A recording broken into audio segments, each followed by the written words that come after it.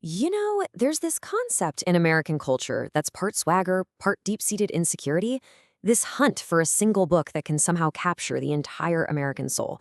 It is a truly, uniquely American obsession, this search for the great American novel. But what is it really? That's the question, isn't it? It's this giant cultural puzzle that, for over 150 years, has kicked off this endless and, let's be honest, often fiery conversation about what it even means to be American. So today, we're going to try and piece that puzzle together. I just love this description. It's perfect. It gets at the heart of it. The great American novel is this kind of mythical beast. People are always saying they've spotted it, they're hunting for it, but no one has ever definitively captured it. And that's the whole point. It's the chase that tells us everything. All right, so here's our game plan. We're going to start at the very beginning with the birth of this whole quest. Then we'll look at three massive novels that put the American dream, the nation's conscience, and the entire narrative on trial.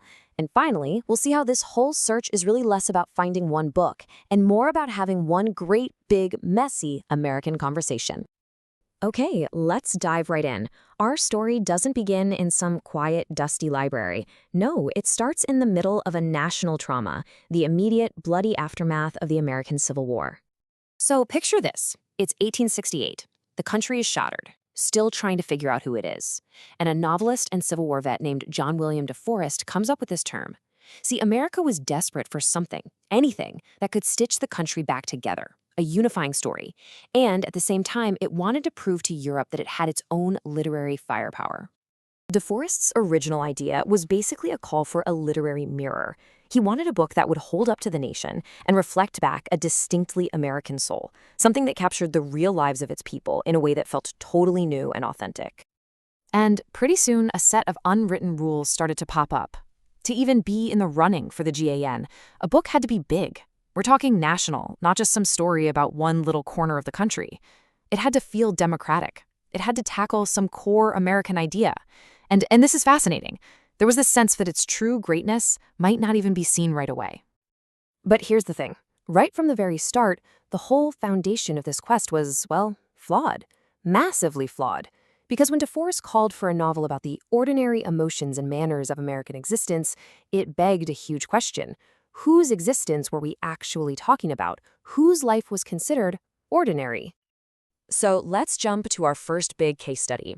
This is a book that didn't just want to be the great American novel. It put America's most sacred myth, the American dream, squarely on trial. F. Scott Fitzgerald's The Great Gatsby. What Fitzgerald does so brilliantly is he uses geography to basically draw a map of the class system that makes Gatsby's dream totally impossible. Over on one side, in East Egg, you've got the old money, the Buchanans, with their inherited wealth. And then across the bay, in West Egg, you have the new money, flashy and insecure, all embodied by J. Gatsby himself. And this one line just perfectly nails the novel's dark, pessimistic heart. Gatsby thinks he can remake himself, that he can earn his way into Daisy's world. But he just smashes up against this invisible wall of class. And like Nick Carraway says here, the old money folks, they just break things and let their status protect them, leaving everyone else to deal with the consequences. But here is the wild irony of it all. The novel itself actually lives out the American dream that Gatsby couldn't. It was a total flop in 1925, but then during World War II, it got rediscovered when it was shipped out to soldiers. By the 1960s, it's an absolute classic. So the book that's all about the failure of the dream becomes one of its greatest success stories.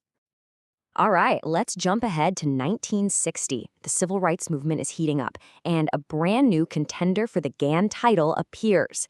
This book isn't really about the American dream. It's a direct challenge to the nation's moral conscience, Harper Lee's To Kill a Mockingbird. It was an immediate sensation, won a Pulitzer Prize, and at its heart was Atticus Finch. For literally generations of readers, Atticus became the ultimate model of integrity, the most enduring fictional image of racial heroism. A white lawyer standing up for an innocent black man in the segregated South. But, over the last few decades, as the national conversation around race has gotten deeper and more complex, this question has completely reframed how we look at the novel. Is Atticus really the hero we all thought he was? Or is the story more complicated than that? And this leads us to what's called the white savior critique. The argument now is that the novel tells the story of racism almost entirely through a white lens. The hero is the white lawyer. The victim, Tom Robinson, while noble, is basically passive. He becomes a kind of prop for the moral growth of the white kids in the story, instead of a fully formed person with his own story and his own agency. So our final novel is, well, it's a revolutionary act. When Toni Morrison published Beloved in 1987, she wasn't just trying to join the conversation about the great American novel. She was staging a powerful, deliberate intervention to completely redefine the terms of the whole debate. The dedication alone completely reframes the American story, right from the jump. It doesn't start in 1776. It doesn't start with pioneers on the frontier. It starts with the absolute horror of the Atlantic slave trade, and it places that trauma right at the center of the entire national story. Now, to tell this kind of story, Morrison had to basically break the traditional novel. She uses this fragmented, looping structure built around an idea she calls rememory. It's the idea that the past isn't really past at all. It's an open wound that keeps bleeding into the present, just like the ghost of the murdered child, Beloved, who physically comes back to haunt the living. So after walking through these three monumental books, where are we? Well, it takes us right to the middle of the Canaan Wars of the 1980s, and to a really profound conclusion. The great American novel isn't a single book. It's the argument itself. It's the conversation. And this was a fierce fight over who gets to be in the picture that America paints of itself. You had traditionalists on one side, arguing for a core set of Western great books. And on the other side, you had multiculturalists saying, hold on, that traditional list is overwhelmingly white and male. A real American story has to reflect what America actually looks like. And this chart just lays it all out so clearly. You can see the evolution of the whole conversation right here. We go from Gatsby, which questions the American dream from the inside, to Mockingbird, which wrestles with racism but from a white perspective, all the way to Beloved, which performs this radical reclaiming of the narrative, insisting that the Black experience isn't just a part of the story, it is the central, haunting truth of the American story. And that, I think, is the key takeaway here. The real value of this whole quest isn't finding a winner. It's that the search itself forces every generation to stop and ask, what stories define us? And more importantly, whose voices have we been ignoring?